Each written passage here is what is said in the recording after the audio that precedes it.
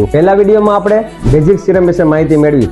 તો આજે હું તમને એક્ટિવ ઇન્ગ્રેડિયન્ટ વાળા સિરમ કે જે કઈ સ્કિનમાં કઈ રીતે અને ક્યારે વાપરવા જોઈએ એના વિશે માહિતી આપીશ. First one is the AHA એટલે કે આલ્ફા હાઇડ્રોક્સી એસિડ કે જેમાં glycolic acid, lactic acid, kojic acid, mandelic acid કે સાઇટ્રિક એસિડ આવતા હોય છે, જે ખાસ કરીને ડ્રાય સ્કિન છે, ડલ સ્કિન છે કે અનઇવન સ્કિન ટોન છે જેમાં વાપરતા હોય છે. ખાસ કરીને રાત્રે લગાડવાનો હોય છે ને રેટિનોલ કે વિટામિન સી ની સાથે મિક્સ કરવાના હોતા નથી. અને આ સિરમ રેગ્યુલર નહીં પણ ઓલ્ટરનેટ ડે યુઝ કરવાના હોય છે. સેકન્ડ વન BHA એટલે કે બીટા હાઇડ્રોક્સી એસિડ કે જેમાં મોસ્ટ કોમનલી સેલિસિલિક એસિડ આવે, જે ઓઇલી સ્કિન છે, એકને પ્રોન સ્કિન છે કે જે ક્લોગ પોર હોય છે કે જેમાં વાપરવાના હોય છે. ખાસ કરીને રાત્રે લગાડવાનું હોય છે, ઓલ્ટરનેટ ડે યુઝ કરવાના હોય છે કે જેની સાથે રેટિનોલ કે વિટામિન સી સિરમ સાથે મિક્સ કરવાના હોતા નથી.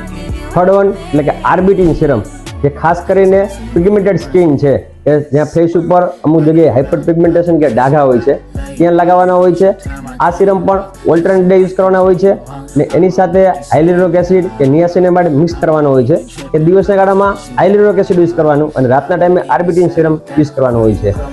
Fourth one is the anti ageing serum જેમાં એન્ટીઓક્સિડન્ટ કે પેપ્ટાઇડ આવતા હોય છે, જે ખાસ કરીને જે મેચ્યોર સ્કિન છે કે ઓલ્ડ એજમાં સેગી સ્કિન છે તો એમાં એઝ એ કોલેજન રિમોડલિંગ કે એન્ટી રિંકલિંગ તરીકેનો રોલ હોય છે.